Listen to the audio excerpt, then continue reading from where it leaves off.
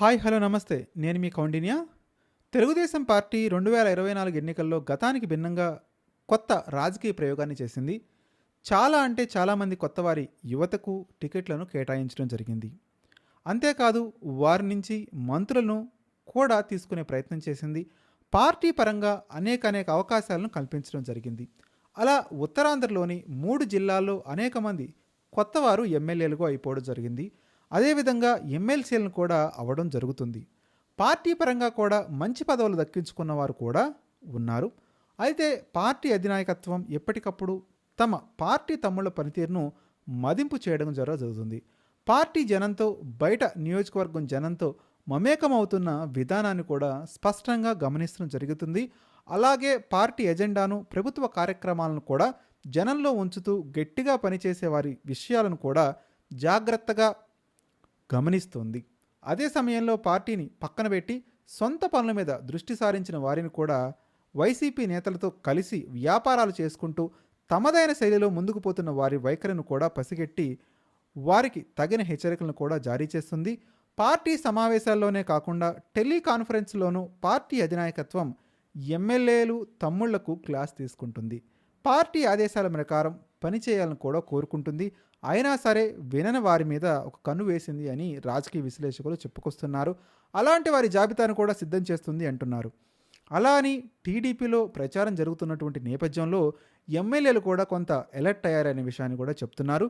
రాష్ట్ర వ్యాప్తంగా కూడా టీడీపీ ఇదే విధానాన్ని అనుసరిస్తే కనుక, అనుసరించబోయే విషయంలో కనుక ముందుగా చూసుకుంటే ఉత్తరాంధ్ర విషయంలోనే ఇలాంటి వైఖరిని అనుసరిస్తుందా అని చూస్తుంది. ఉత్తరాంధ్రని ఒక శాంపిల్గా తీసుకొని అక్కడ ఈ విధంగా విధానపరమైన నిర్ణయాలు తీసుకోవాలని ఆలోచిస్తుందని కూడా చెప్తున్నారు. అందులో ఉత్తరాంధ్రలో 2 సీట్లు తప్ప మిగిలినవి అన్నీ 2024 ఎన్నికల్లో టీడీపీ కూటమి దక్కించుకుంది. అందులో జనసేనకు 6, బీజేపీకి 2 సీట్లు పోగా 24 సీట్లు టీడీపీకే ఉన్నాయి. అందులో ఉత్తరాంధ్రలో మరొకసారి గెలవాలంటే పార్టీ కోసం పనిచేసే వారికి మళ్లీ టికెట్ అనే సిద్ధాంతాన్ని ఖచ్చితంగా అమలు చేయాలి అని పసుపు పార్టీ పెద్దలు తలపోస్తున్నారు. ఇదిలా ఉంటే ఉమ్మడి శ్రీకాకుళం జిల్లాలో 10 సీట్లు ఉంటే అన్ని కూటమి గెలుచుకుంది. ఇందులో టీడీపీకి 8 సీట్లు వచ్చాయి. కొత్తగా ఎమ్మెల్యేల వారు 3 ఉంటే సీనియర్లు 5 ఉన్నారు.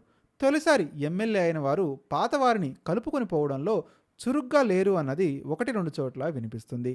అలాగే సొంత పనులకు ప్రాధాన్యత ఇస్తున్నారనేది సీనియర్లు, జూనియర్ల విషయంలో వినిపిస్తుంది.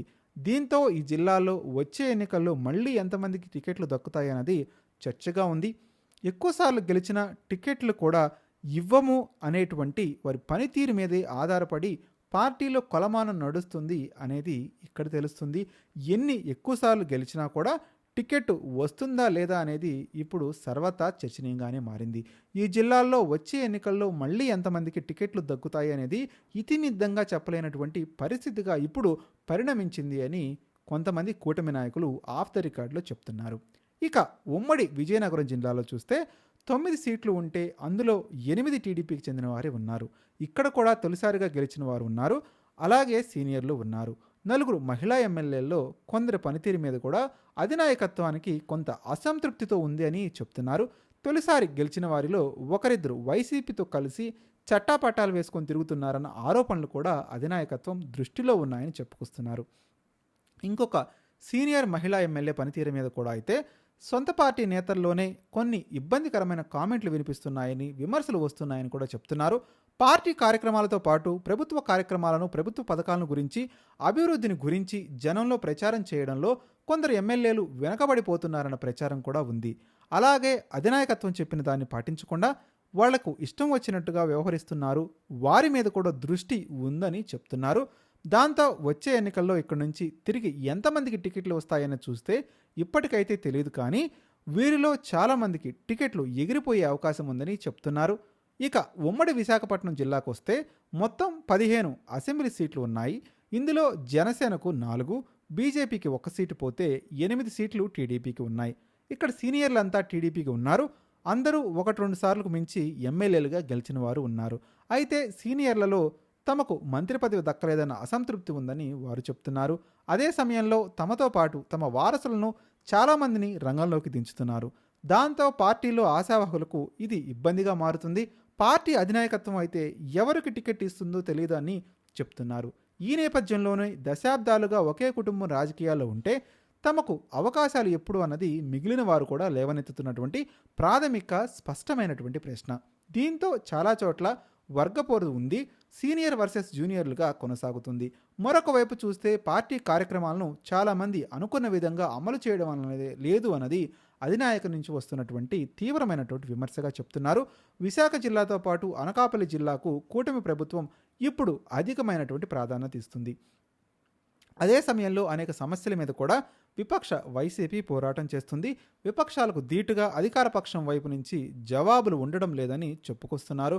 అంతేకాకుండా పార్టీ పరంగా పటిష్టం చేసే కార్యక్రమాల్లో కూడా మందకోడిగా కొన్ని చోట్ల వ్యవహరిస్తున్నారు అన్న ఆరోపణలు కూడా ఉన్నాయి. ఈ పరిణామాలను అధినాయకత్వం జాగ్రత్తగా గమనిస్తుంది.